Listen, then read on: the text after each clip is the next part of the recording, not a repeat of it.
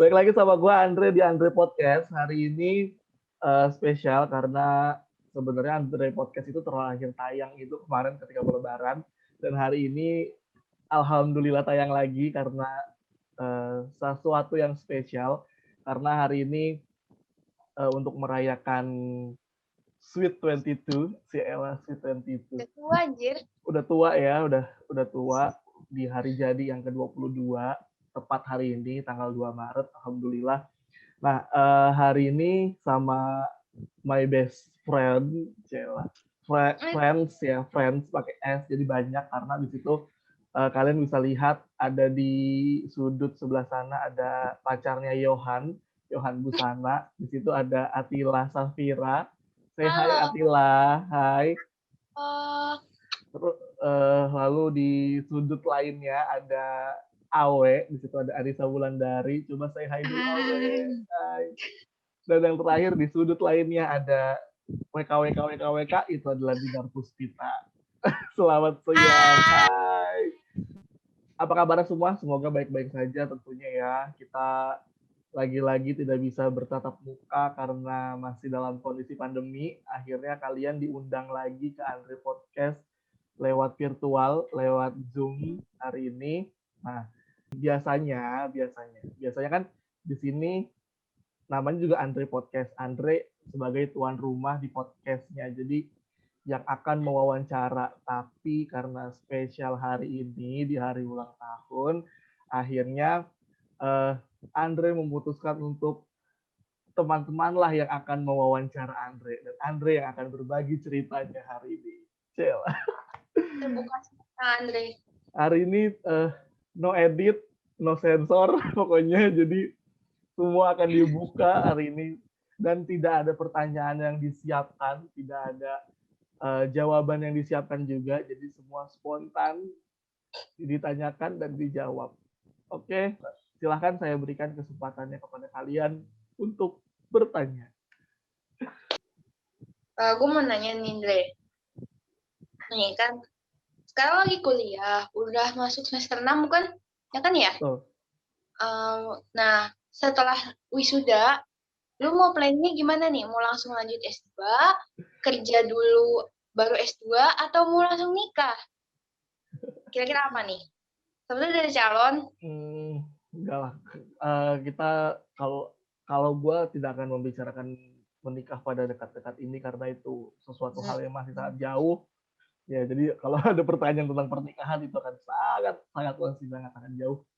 Jadi planning setelah mungkin setahun lagi S1-nya selesai, wisuda insya Allah sudah tidak online lagi, wisudanya sudah offline. Yang pasti akan ngajar langsung, insya Allah akan ngajar langsung disambi S2, kayak gitu, disambi S2. Nah, S2-nya belum tahu apakah akan pendidikan atau murni, biar waktu yang menjawab kalau itu, karena masih gambling juga. Tapi yang pasti selesai wisuda S1 akan langsung ngajar, seperti itu. Siap. Gue mau nanya.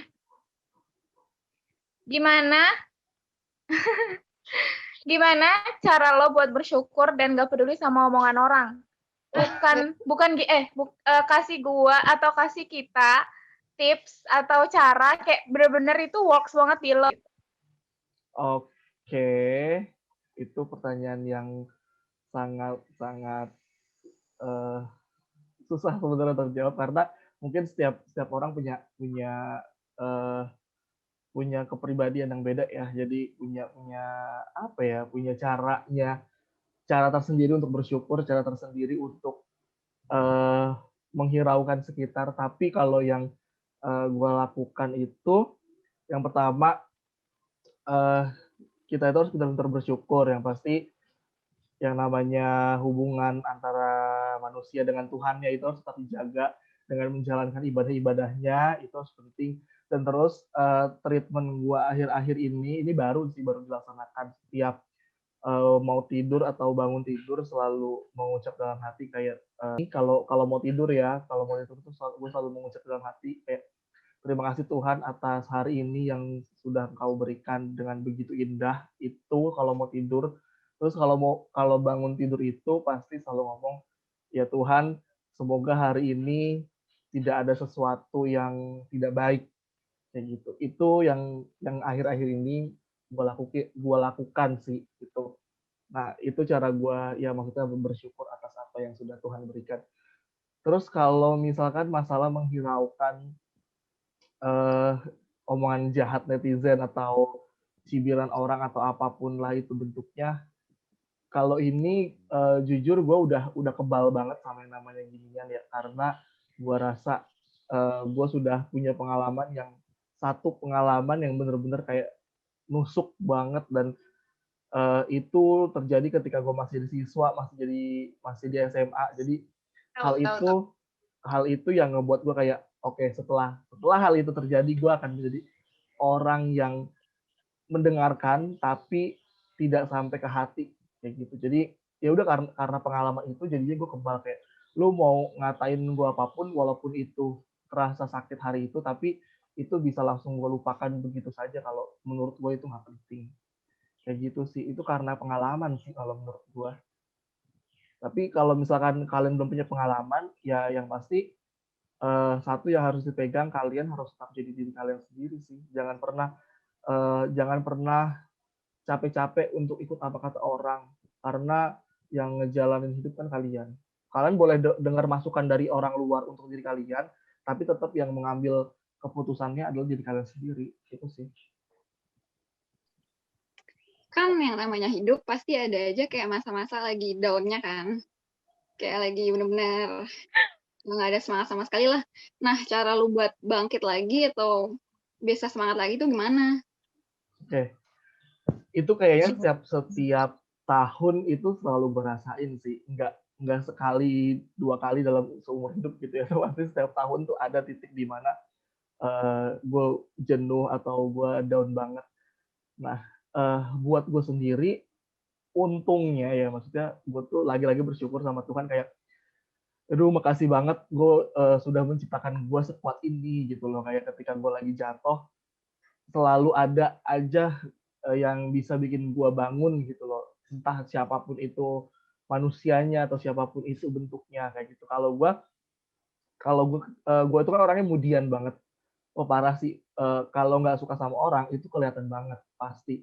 Udah dari ekspresi muka, struktur wajah itu udah kelihatan banget. Jadi ketika gue lagi drop, lagi down itu pasti kelihatan banget. Itu yang pasti gue bakal cari cara untuk bisa refreshing semaksimal mungkin, dan untungnya refreshing gue tuh gampang. Gue cuma butuh jalan-jalan ke mall untuk kayak udah gue nggak perlu beli apa-apa, yang penting gue udah masuk mall yang pengen gue masukin, gue muterin aja tuh, gue tawaf aja di mall tuh, muter aja di mall terus ya udah, terus gue lakuin apa yang gue mau, kayak yang baru-baru ini terjadi aja sih. Kemarin sempat lagi kesel, lagi bad mood sama anak-anak, terus kayak ya udah gue mutusin buat ke Kokas gitu atau kemarin ke PIM, ya jalan-jalan aja biar refresh aja kayak gitu, dan yang pasti cerita sama orang yang tepat. Gue tahu banget lu dari SMA tuh suka banget yang namanya biologi. Sampai akhirnya sekarang kan lu ada di jurusan pendidikan biologi nih. Pernah nggak sih lu kan memang suka banget biologi, tapi ketika kuliah ada nggak sih lo ngerasa ini kok susah banget sih kayak gitu loh. Padahal kan gue suka, dan gimana cara lu untuk ngatasin itu semua gitu loh. Selain dengan tetap terus belajar ya, pasti ada rasa di mana kayaknya, ih kok gini banget sih, kok susah banget sih, gue nggak bisa gitu loh. Itu gimana cara lu ngatasinnya?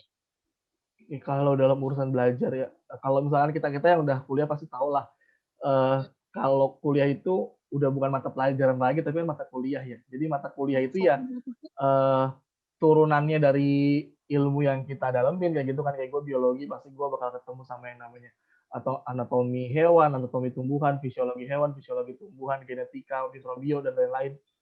Nah, jujur semua mata kuliah biologi itu gue fine-fine aja, nggak ada yang jadi masalah.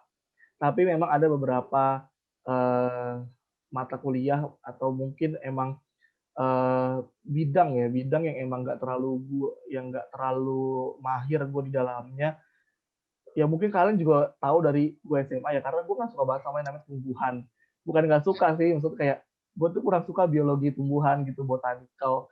Itu gue nggak suka banget, soalnya kayak apa ya, rumit gitu, memahami tumbuhan tuh rumit. Iya. Tapi ya gue nggak mau tahu, pokoknya seluruh mata kuliah yang berbau biologi itu nggak boleh ada yang C kayak gitu kan, apalagi ya gue suka banget biologi kan, jadi sekuat tenaga ya gue harus belajar sih, emang satu-satunya cara ya belajar. Tapi ada satu pengalaman, kan gue suka banget genetika, emang peminatan gue juga genetika kan.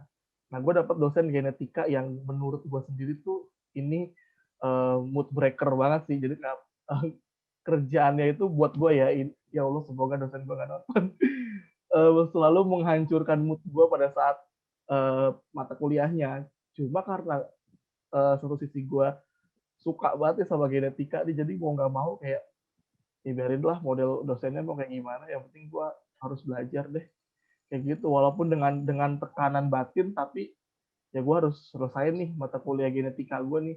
Ya alhamdulillah hasilnya memuaskan tuh. Apa sih di kehidupan lu yang bener-bener lu nggak nyangka, oh ternyata gue bisa loh kayak gini, atau ternyata gue tuh bisa begini, ngerti nggak sih? Yang lu sendiri kayak nggak nyangka aja gitu. Iya, banyak sih hal-hal yang kayak gitu, parah. Kayaknya ketemu sama kita juga nggak nyangka dia. Nyangka sih karena kita satu sekolah. Ya teman kayak gitu tuh kayak beruntung banget nggak sih, sebuah anugerah karena mempunyai teman seperti kita. Parah sih, parah, punya teman kayak kalian tuh luar biasa, Allahu Akbar. Hal-hal yang tadi Awi bilang kayak lu pernah nyangka nggak sih, banyak sih hal-hal kayak gitu, kayak gue bisa jadi pembina Foska, gue nggak pernah nyangka kayak gitu kan, tiba-tiba dengan baru lulus 2 tahun dari Foska terus jadi pembina Foska itu nggak pernah, 2 tahun 3 tahun setelah gue lulus dari Foska gue ditunjuk jadi pembina Foska, itu gue nggak nyangka sama sekali, dan kayak wah ini amanah banget kayak gitu kan. Terus sekarang gue jadi ketua HAJ, itu nggak ada ekspektasinya sama sekali, itu nggak ada, karena aduh gila lah ketua HAJ cuy, aduh parah sih, itu gue nggak ada ekspektasi sama sekali, nggak pernah ada di dalam pikiran gue untuk bisa jadi ketua HAJ secepat ini ya, secepat ini tuh nggak ada. Terus apalagi ya, banyak kayak gue bisa ngajar sekarang, itu gue nggak nyangka, parah. 5 sekolah cuy yang gue pegang sekarang, gila banget kan. 5 sekolah, wah gila. Gue sayang banget sama anak-anak gue, anak SMA 11 Jakarta, 14 Jakarta, 49 Jakarta, 55 Jakarta, yang paling baru SMA Al Izhar Pondok Labu, para 5 sekolah gue pegang sekarang. Mana? Kenapa?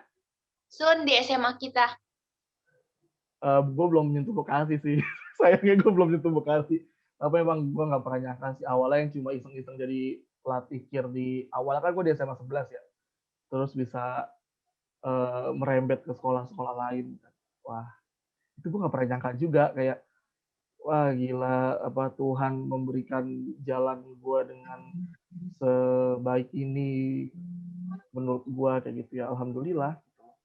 Bisa dikenal banyak orang, bisa dikenal banyak instansi dan lain-lain kayak gitu. Terus apa ya? Ya untuk seukuran anak kuliahan yang dulu 2018 tuh gue baru semester 1. Itu gue udah ngajar di kir sekolah ya luar biasa sih gitu, sampai sekarang gue semester 6 udah megang 5 sekolah. Kayak ya Tuhan makasih banget gitu. Dan emang ini cita-cita gue untuk bisa ada di sekolah kayak gitu kan. Itu sih banyak banget yang yang itu yang pengalaman yang gue nggak nyangka bisa berangkat ke Banyuwangi buat Pirnas kayak gitu kan. Terus apa lagi ya, ketemu teman-teman di planetarium yang keren-keren, punya anak-anak binaan di Foska, wah kacau deh, parah keren, bisa deket banget sama LIPI, wah itu gue gak pernah ada bayangan bisa deket banget sama LIPI. Yang biasanya cuma lewat gedungnya, terus sekarang udah sering bisa main ke Cibinong, ngoprek-ngoprek labnya. Sumpah lu main ke LIPI waktu itu awal-awal gimana deh, Andre? Ya karena satu, nggak tahu malu aja, SKSD-nya parah sih.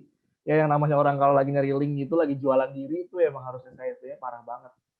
Waktu itu gue cuma gara-gara seminar, terus ada seminar datang seminar ya, terus gue pepet aja tuh para narasumbernya yang emang mereka peneliti. Akhirnya punya kontak ini, punya kontak itu, akhirnya punya link kanan kiri segala macam. Ya alhamdulillah bisa ngebantu orang banyak juga dari situ. Itu sih yang nggak nyangka banget bisa di posisi saat ini berkat campur tangan banyak pihak. Gue mau nanya nih, kan kita kenal dari SMA ya, gue tau banget lu tuh dulu join di NASA, join di IRSI, join di Poska. Kesan pesan lu tuh selama gabung di semua organisasi ini apa sih? Kayaknya kan tahu sendiri lah, kita waktu itu tuh pasti ada yang namanya berantem, ada yang namanya akur. Kesan pesan lu tuh selama ikut di 3 organisasi itu gimana? Selama SMA nih. Karena kayaknya tuh asik banget gitu. Kesan pesan lu apa? Kesan pesan gue ya itu juga salah satu hal yang nggak nyangka sih. Maksudnya, dan disitulah gue baru bisa menyadari dan gue bersyukur nggak jadi ketua NASA saat itu ya, gue pribadi. Karena dengan gue nggak jadi ketua NASA, gue akhirnya bisa explore banyak. Akhirnya gue dicemplungin ke KIRSI, terus dari KIRSI gue kenal Foska, dari Foska gue kenal HAJ.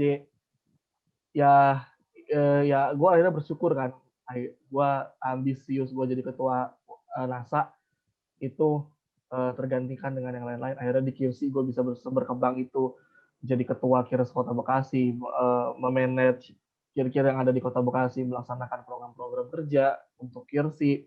Terus juga gue bisa berkembang juga di Foska, bisa kenal banyak sekolah-sekolah, ngelaksanain science camp, WSD, dan lain-lain. Itu keren banget. Terus di HAJ juga bisa ikut Star Party ke Bromo, ke Bosya, pengalaman-pengalaman yang luar biasa, bisa bantuin pas gerhana bulan, gerhana matahari, dan lain-lain. Apa ya, itu jadi anugerah tersendiri yang gue dapat gitu. Dan itu benar-benar gue bersyukur banget sama Tuhan. Terima kasih Tuhan sudah memberikan jalan seperti ini, sudah mengarahkan gue kepada hal-hal yang baik kayak gitu. Dan itu jadi pengalaman yang sangat-sangat berharga untuk gue bisa sampai saat ini kayak gitu. Karena gue selalu bilang gue bisa sampai saat ini itu gak karena NASA, karena Foska, dan karena HAJ kayak gitu, dan karena semua pihak yang ada di samping gue kayak gitu. Jadi emang gue selalu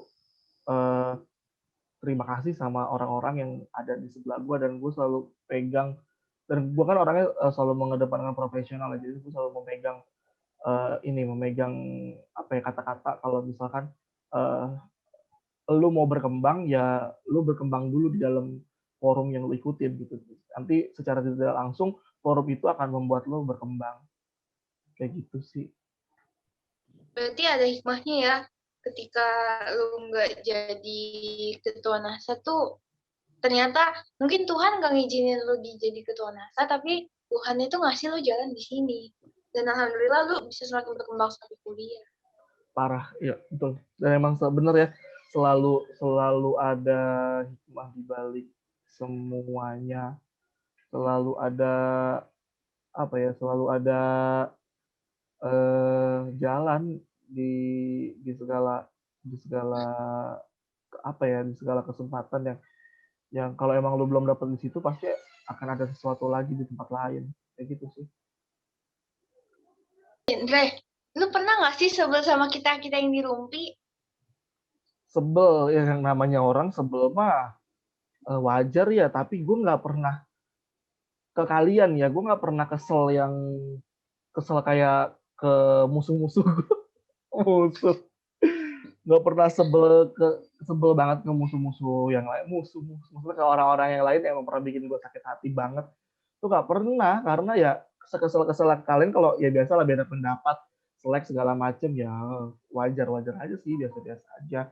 Apalagi semua kita di pertemanan, di circle pertemanan ini kan sudah disetting mulutnya itu mulut-mulut jahat semua. Jadinya ya lu mau adu bacot antara satu orang dengan satu orang lagi tuh nggak bakal ada yang menang, semua jadi alpha di sana. Bener. Kayaknya sekasar-kasar apapun kita ngomong tuh nggak kesel gitu loh, kayak Ya, mulu dikata walaupun bang. sering live group, nanti masuk lagi live group, masuk lagi, yang nggak gue doang, kadang semua ada aja, entah si Nabila yang live group atau siapa yang live group. Iya bener. Ya, tapi ujung-ujungnya balik lagi. Mm-mm. Kayak ya udah mau gimana juga baliknya sama itu lagi gitu loh. Iya. Apa yang menurut lu kayak yang bikin lu kayak ngerasa beruntung banget berteman sama kita? Ada Aduh. nggak sih itu? Ini pertanyaannya song banget sih. Apa yang membuat gue merasa beruntung banget punya teman kayak kalian? Banyak sih, banyak. Gue sangat-sangat bersyukur punya teman kayak kalian tuh. Wah, luar biasa. Karena kalian tuh selalu ada ketika gue membutuhkan. Ini Gitu. pencitraan tahu. Ini pencitraan dan penjilat. Enggak maksudnya. Tapi ya bener aja, maksudnya kayak yang gak gue doang sih, mungkin kalian ngerasa kayak gue mau cerita, pasti langsung ada yang nanggepin. Ya udah cerita aja kayak gitu, langsung yang awalnya yang nanggepinnya cuma satu langsung dan pasti selalu satu frekuensi, gak pernah kayak lu tuh salah, pasti enggak, pasti kita nyalahin orang yang kita ceritain. Ya bener. Kayak kemarin kan ngegas banget kita semuanya. Emang udah satu frekuensi semua. Dan emang ya itu sih salah satu yang gue syukurin tuh itu sih. Paling keselnya sih kalau lagi diajak ngumpul aja sih, suka pada so sibuk aja itu sih. Bener guys. Ya kita kan emang sibuk rebahan guys. Itu sih paling ya. Kan sekarang umurnya udah 22. Sebutin tiga goals yang sebelum lo capai di umur 23. Yang harus dicapai sebelum umur lo 23. Waduh, itu sebentar banget, Yang Nar. pertama, punya Sebentar banget pertambangan, dan punya ini emas banyak gitu. sebelum umur 23, Til. Gila, lu 1 tahun doang. Lu dari hari ini hingga 364 hari ke depan, gitu kan. Gua harus punya goal. 3 lagi, 1 tahun. Deket aja berarti. 3 goals. Apa ya? Paling akhirnya ujung-ujungnya untuk orang banyak sih kayak gua harus bisa jadi pembina yang baik, harus bisa jadi ketua yang baik, dan harus bisa jadi anak yang baik. Udah itu aja sih. Gue udah bingung, nggak tahu. Di tahun ini gue harus bisa jadi pembina yang baik untuk anak-anak Poska, harus bisa jadi ketua yang baik untuk anggota-anggota HJ, harus bisa jadi anak yang baik buat orang tua gue. Walaupun gue yakin gue anak yang baik karena gue gak pernah macam-macam. Gue ngerokok aja gak pernah. Nyium asap knalpot aja batuk. Gimana gue mau ngerokok? Sampai ada tuh habis ngerokok, gue jambak duluan ya rambutnya. Gue gak bakal bisa deh. Apalagi mabok-mabokan. Ya Allah, gue minum Fanta aja. Udah gak bisa gue. Bener. Hidungnya sakit. Hidungnya sakit, gak bisa. Gak ada amer-amer. Deskripsiin masing-masing anak rumpi itu karakternya di pandangan lo tuh gimana? Karena kan ini panjang banget. Jangan! Gak apa-apa. Deskripsiin aja. Terserah mau berapa kata, bebas. Anggota perserikatan ini tuh ada 8 orang ya.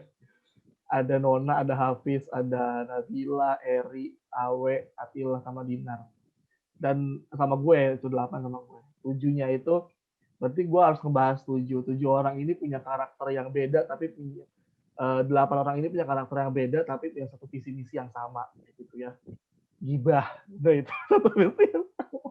Ini sejulit semua. Iya, udah, tapi emang punya karakter yang beda. Kayak, kalau gue ngeliat Nona, dia orangnya parah sih, frontalnya orang ya Nona kayak gitu. Dia emang udah nggak ada kuncinya lagi sih, itu udah kendor banget. Nona tuh kalau udah frontal parah. Kalau Hafiz itu adalah orang yang terlihatnya diam tapi serigala berbulu domba. Itulah Hafiz. Nah itu. Terus siapa Eri itu satu-satunya tetua angkatan karena dia satu-satunya manusia yang beda angkatan dengan kita. Tapi dia bisa apa ya, bergaul bersama dengan kita dengan baik. Terus kalau Nabila itu dibilang dia mungkin adalah orang awalnya ya, orang yang polos akhirnya masuk ke circle kita jadi berantakan, itu Nabila sih. Iya, kasihan juga sebenarnya. Tapi nggak apa-apa. Kasihan tapi nggak apa-apa lah. Itu Nabila. Terus kalau Awe ini nih, Anissa Wulandari adalah orang yang terlihat sangat Islami tapi nyatanya tidak, ya pacar dia banyak ya, dan dia selalu punya backup laki-laki. Itu yang harus digarisbawahi ya untuk seluruh orang yang nonton ini. Terus siapa ya, Atila itu adalah padang yang tidak pelit, itu adalah Atila. Terus kalau Dinar itu adalah apa ya, bucin yang selalu disakiti mungkin ya.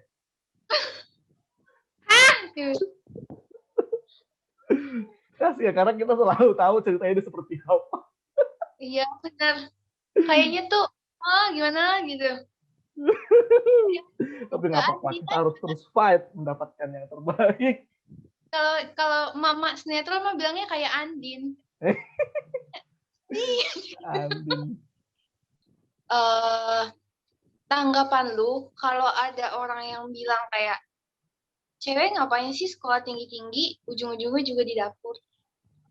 Itu menurut lu gimana? Kayak nggak usah lah cewek itu sekolah tinggi-tinggi, ujung-ujungnya bakal di dapur juga. Gitu. Dan pandangan lu gimana? Enggak sih, gue nggak, karena gue bisa ada di kepribadian cowok dan gue bisa ada di kepribadian cewek ya. Jadi gue sangat paham betul bagaimana seorang perempuan. Jadi gue nggak pernah bisa menilai perempuan itu walaupun ujung-ujungnya atau sejatinya adalah ibu rumah tangga. Tapi perempuan itu juga punya hak atau kewajiban yang sama kayak laki-laki. Mereka boleh kuliah atau boleh sekolah setinggi-tingginya, boleh apa ya, menggapai cita-cita yang dia inginkan, tapi tetap dia harus kembali kepada kodratnya sebagai ibu rumah tangga. Kalau gue sendiri, kalau misalkan nanti kalau gue punya istri kayak gimana, ya gue akan membiarkan istri gue untuk menjalankan keinginannya, untuk menjalankan cita-citanya dia. Dia mau jadi S3, dia mau jadi profesor, ya silahkan gitu. Yang penting urusan rumah tangga, urusan anak, ya tetap harus dilaksanakan. Jangan sampai ya kalau menurut gue dia harus bisa profesional antara dia menjadi dirinya dan dia menjadi istri, menjadi ibu kayak gitu. Jadi dia harus profesional dan dia tidak boleh menyalahkan siapapun. Kalau misalkan dia memilih keluarganya, dia tidak boleh menyalahkan keluarganya ketika kerjanya terbengkalai. Kalau dia memilih kerjaannya, dia nggak boleh menyalahkan keluarganya ketika dia tidak boleh menyalahkan kerjaannya ketika keluarganya terbengkalai. Jadi dia harus balance ke semuanya. Dan gue memberikan kesempatan itu buat orang yang nantinya akan jadi pendamping hidup gue sih kayak gitu kalau gue ya. Karena gue orang nggak suka ngebatas-batasin orang. Silahkan mau berkarya kayak gimana pun, mau explore diri kayak gimana pun. Yang penting satu, harus ingat pulang. Itu kalau gue. Tap, setuju gue nih jawaban yang kayak gini. Kan kegiatan lu kebanyakan di Jakarta ya. Ada nggak sih kayak rencana lu mau beli rumah di sana atau gimana gitu? Ya ada lah pasti, karena sebenarnya rumah gue banyak ya. Sebenarnya kan di Jakarta juga ada kayak gitu kan. Jadi ya gue bisa nempatin rumah yang di Jakarta kayak gitu. Tapi kalau emang benar-benar sendiri banget, ada sih keinginan buat pengen beli sendiri banget, itu pasti ada. Dan emang kan gue pengennya jadi PNS Jakarta ya, jadi otomatis KTP gue tidak akan lama lagi akan pindah jadi warganya Anies. Itu pasti adalah cita-citanya. Daerah yang menurut lu pingin buat tinggal tuh di Jakarta sebelah mana gitu tuh kan Jakarta tuh luas banget gitu. Jakarta Selatan itu no debat sih, itu no debat. Nah. Jakarta Selatan, daerah Jagakarsa. Nanti kalau di Jaksel, Andre ngomongnya ini, which is Oh enggak, saya tidak bisa bahasa Inggris saya C. Andre, tapi menurut lo mendingan apartemen atau rumah? Gue rumah. Kalau rumah lu punya tanah, kalau apartemen lu nggak punya tanah. Bener. Tapi kalau rumah mendingan beli tanah dulu habis itu bangun atau langsung jadi? Kalau di Jakarta kayaknya mending langsung jadi deh. Soalnya udah gak ada tanah. Iya sih. Susah nyari tanah kosong di Jakarta. Jadi mending udah jadi. Jadi lu robohin lagi, lu bangun lagi, terserah deh. Tapi kalau gue mending yang udah jadi sih kalau di Jakarta. Target nikah umur berapa? Terus kriteria Ya, kalau tadi gue mau nanya itu juga. calon istrinya kayak gimana? Enggak, gua nggak mau nerima kriteria baik, cantik, gua nggak mau. Iya, jangan yang pasaran, pokoknya yang lebih spesifik aja kali ya. Kayak gue pernah ada denger satu deh tipe yang Andre mau, tapi nggak tahu nih Andre bakal ceritain nggak ya di sini? Kayaknya nggak tahu. Target nikah secepatnya adalah 27 tahun secepatnya. Itu paling cepat tuh, paling cepat 27 tahun. Karena gue sudah menghitung ya ketika gue selesai S1, S2, gue siap nikah dan akan lanjut S3. Aduh, astagfirullah, itu emang cita-cita banget deh.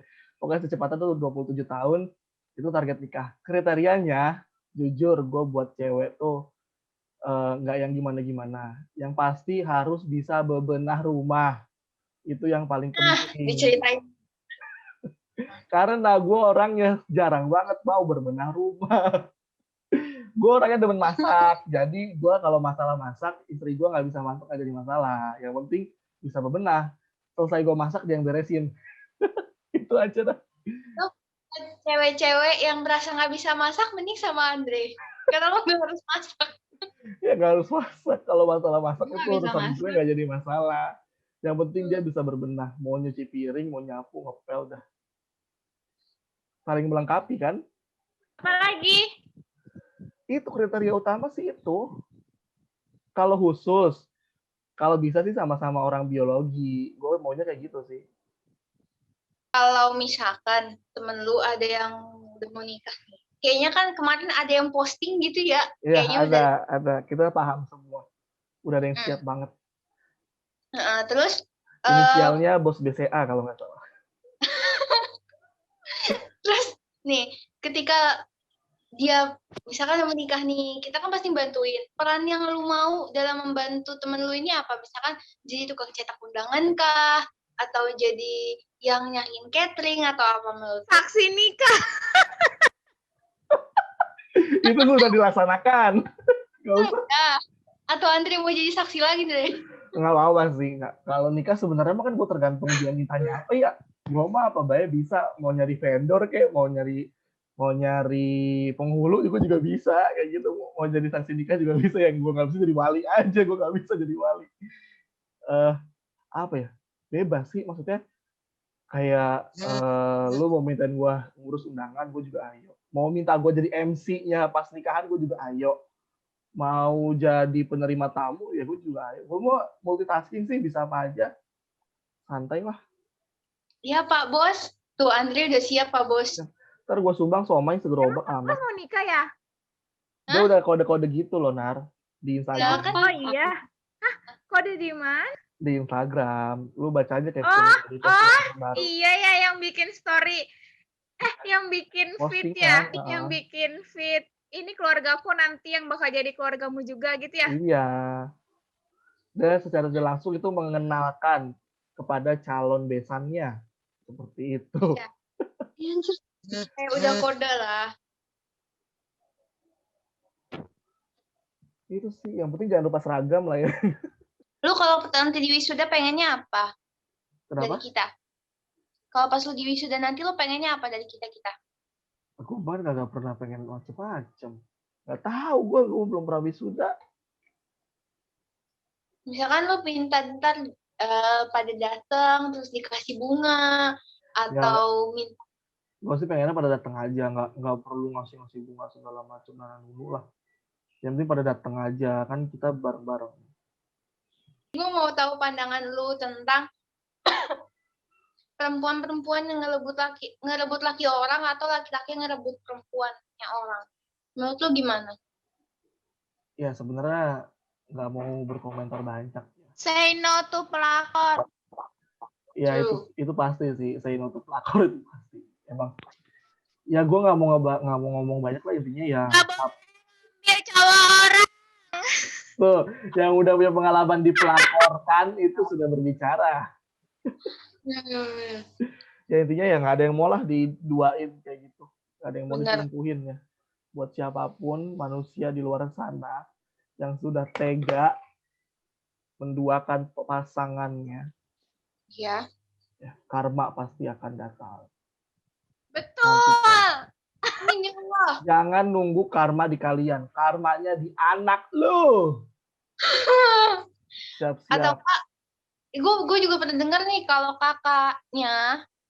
kakaknya yang suka mainin, misalkan kakaknya laki-laki mainin perempuan, kakaknya perempuan mainin laki-laki, itu kenanya ke adik lu juga bisa. Bisa, ya. Siap-siap. Ya. Waspadalah. Karena gue tuh temenan sama Andre dari SMA doang kan. Yang gue tahu Andre waktu SMA nggak pernah punya pacar. Kalau di SMP lu punya mantan gak, Andre? Astagfirullah. Ada. Gue nggak tahu deh. Iya, karena lu terlalu ansos waktu SMP, Nar. Tapi gue pernah lu ceritain punya satu nggak sih? Ada 2 di SMP. 2. Oh, malah ada 2 sih. Iya, ada 2. Anjir. Kelas 8 sama kelas 9 sampai kelas 10. Itu kalau anak SMP lu pacaran ala lu waktu SMP gimana sih? Biasa aja ya. Gue kan nggak tahu. Gue dulu SMP itu pacaran ya.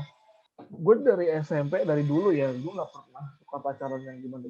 Emang nggak pernah suka pacaran yang gimana yang lebay-lebay, yang dempet-dempet. Emang nggak pernah. Jadi emang pacaran gue ya senormalnya anak SMP aja, kayak pulang bareng, istirahat, makan bareng, yang gitu-gitu aja sih. Kayak chatannya kan, tapi chatannya masih sayang-sayangan, alay-alay kayak gitu kan. Ya, kayak gitu kayak BBM ya? Iya. Nih, gue juga mau nanya pandangan lu, Dendre. Kayak banyak orang yang, ya gue sih tahu ya, seks bebas itu nggak boleh sebenarnya ya. Cuman itu balik lagi ke orangnya sendiri, dia tuh maunya gimana, kalau dia memang kayak pengen kayak gitu. Cuman pandangan lu tentang laki-laki yang ketika dia pacaran minta si ceweknya untuk memberikan hal itu, menurut lu gimana? Ya itulah laki-laki dasar ya. Pengen gue codok aja matanya orang kayak gitu tuh. Ya nggak bisa, apapun alasannya, buat gue adalah gue laki-laki juga sama punya nafsu juga ya. Tapi gue sangat tidak membenarkan, sangat tidak mengiyakan, sangat tidak mengaminkan hal itu, kayak gitu ya.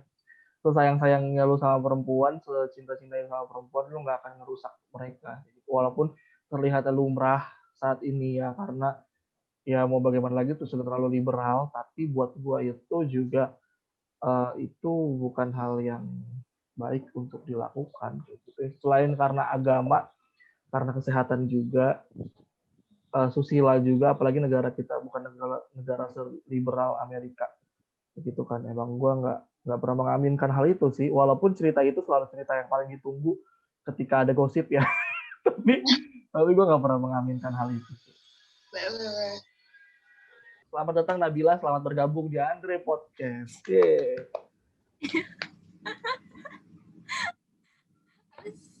Jadi di podcast hari ini karena spesial hari ulang tahunnya Andre, jadi biasanya Andre yang bertanya-tanya, hari ini Andre yang ditanya-tanya. Oke, nah silakan Nabila untuk bertanya apapun, nanti akan dijawab. Andre kapan lulus? Insya Allah tahun depan. lu setuju gak sih tentang orang yang jatuh cinta pada pandangan pertama itu emang ada apa enggak menurut lu? Menurut gue ya, jatuh cinta pada pandangan pertama. Ya ada, percaya, karena itu dipelajarin juga di biologi. Karena maksudnya gini, jatuh cinta pada pandangan pertama, tapi belum tentu nikah kayak gitu. Tapi kalau emang jatuh cinta pada pandangan pertama, yes ada, karena emang itu terjadi di situ. Ada hormon yang bekerja di situ. Ada hormon cinta yang bekerja. Jadi entah itu laki-laki atau perempuan pasti, apalagi kalau laki-laki itu hanya butuh waktu 0,8 detik untuk bisa jatuh cinta sama apa yang dia lihat kayak gitu. Tapi bedanya kalau perempuan dalam waktu 0,8 detik itu dia bisa jatuh cinta sama laki-laki yang dia lihat, tapi setelah itu dia akan menelaah lebih lanjut lagi. Itu bedanya laki-laki sama perempuan. Andre kapan jadi peneliti? Andre kapan jadi peneliti? Kalau peneliti secara profesional ya nantilah, harus selesai dulu S1 S2. Ya 2 atau 3 tahun lagi. 3 atau 4 tahun lagi lah, insya Allah. Tapi kalau meneliti ya dari dulu juga penelitian terus. Kebiasaan. Bucin itu wajar gak? Bucin itu wajar apa enggak? Gue pernah dengar dari salah satu dokter yang ngomong, sebenarnya bucin itu adalah bagian dari toxic relationship. Apa sih? Relationship. Iya, bagian dari relationship. Itulah pokoknya. Jadi kalau bucinnya masih wajar, fine-fine aja. Karena orang yang sedang memadu kasih atau menjalin hubungan itu perlu adanya bucin yang nantinya untuk menjadi posesif, tingkat rendah, tidak sampai tingkat tinggi, kayak gitu. Tapi kalau udah sampai ke tahap yang toksik banget, itu udah nggak bisa. Contohnya banyak.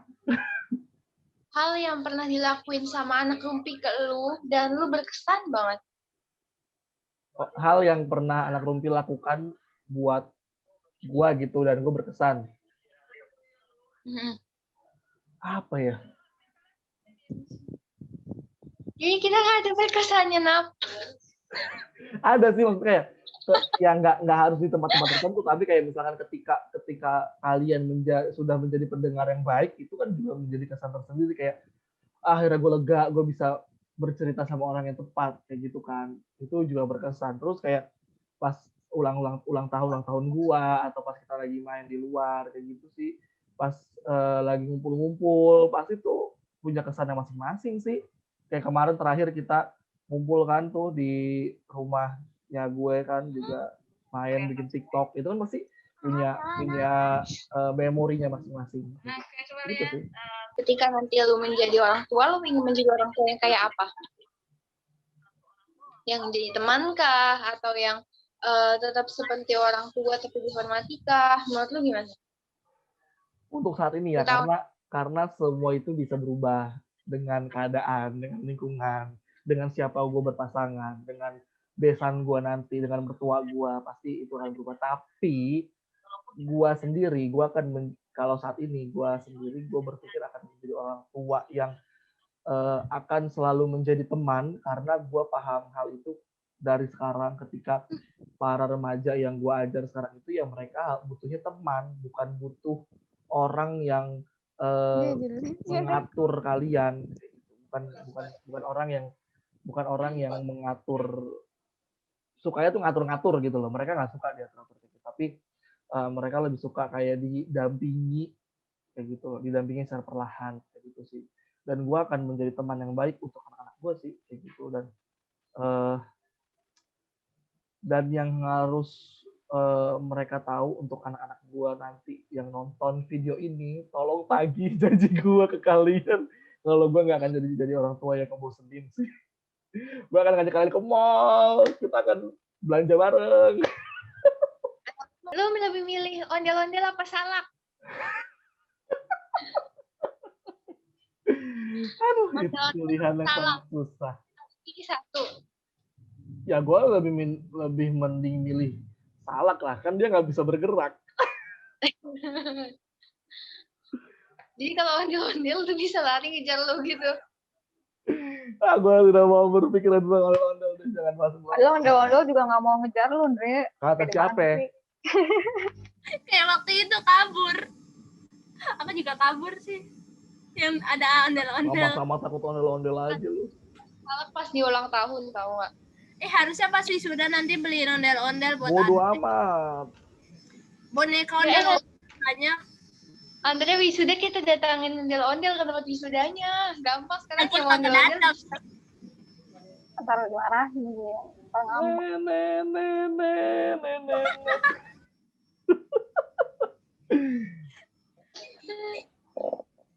Apa satu hal yang nggak bisa lu maafin gitu loh. Satu hal yang kalau ada orang lain ngelakuin gitu, terus lu nggak mau maafin sama sekali gitu.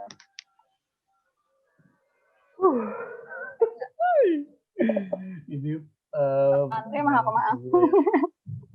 Cuma kalau gue orangnya paling nggak suka dikecewain. Semua orang juga kali ya nggak paling nggak suka dikecewain. Cuma ketika dia udah terlalu parah mengecewakan, ya itu nggak bisa dimaafkan sih. Ya kayak kalian tahu kasus gue di SMA sama orang yang sampai sekarang aja gue masih inget akan hal itu gitu loh, gimana dia memperlakukan gue, gimana dia bikin malu gue di depan kelas gitu. Itu nggak bisa gue maafin. Maaf iya, memaafkan dari mulut tuh iya udah gue maafin, tapi untuk biasa lagi kayak dulu nggak bisa. Gitu. Hal apa yang pengen banget lo dapetin tapi belum kesampaian sampai sekarang? Kalau hal apa yang pengen banget didapetin? Pengen jadi peneliti LIPI, itu yang belum didapetin sampai sekarang. Yes, itu Banyak banget jawabannya. Cita-cita. Tapi itu benar jadi salah satu cita-cita yang kayak aku pengen banget jadi peneliti LIPI. Itu hal yang sampai sekarang belum didapetin. Karena kan gue ngajar udah ngerasain sampai sekarang. Jadi pembina Foska udah ngerasain, jadi ketua HAJ udah ngerasain kan. Tinggal ya itu cita-cita gue ya itu jadi peneliti di LIPI yang belum. Jadi ketua keluarga belum. Jadi kepala keluarga belum. Itu masih nanti. Bagaimana cara kamu menyelesaikan sebuah masalah? Oke. Ya ini spesifik ya. Bagaimana cara gue untuk menyelesaikan masalah? Yang pasti harus diomongin. Tapi tipe gue adalah ketika ada orang yang bikin gue bete atau ada sesuatu hal yang bikin gue bete, gue akan hilang. Maksudnya akan hilang tuh gini. Ketika dia bikin mood gue hancur, itu gue akan diem. Gue orangnya nggak langsung yang gue nggak langsung kayak gitu, tapi gue diem dulu, gue ngilang dulu, entah gue left group atau gue blok kontaknya, itu tipe gue. Tapi abis itu gue bakal dari situ gue bakal pikir dulu apa yang harus gue lakukan nih, gini. Gue explore dulu dari sudut pandang kayak gitu tuh kayak gimana. Kalau sudah waktunya tepat, itu baru gue omongin. Dan gue itu kalau emang gue orangnya kalau bukan gue yang salah, gue nggak mau minta maaf duluan. Itu gue kayak gitu. Kalau nggak kepepet banget. Jadi tapi gue tetap akan menyelesaikan masalahnya secara pelan-pelan dan pasti itu bakal diomongin kayak gitu. Ya selama hal itu belum dilaksanakan, maksudnya belum gue omongin, ya adalah nyindir lewat status biar orangnya peka, biar orangnya berasa, ada lah itu mah. Kayak gitu sih. Mungkin pertanyaan pamungkas deh sebelum gue menutup podcast pada hari ini. Apa yang paling kamu takutkan terjadi di masa depan? Oh my God. Akhirnya pertanyaan ini keluar. Apa? Apa yang paling kamu takutkan terjadi di masa depan? Anjay. Gila, Nabila hadir langsung gokil banget. Hal apa yang paling gue takutkan di masa depan? Ada satu sih yang paling gue takutin banget. Itu adalah yang paling banget ya, yang paling. Itu dari sekarang, bukan masa depan.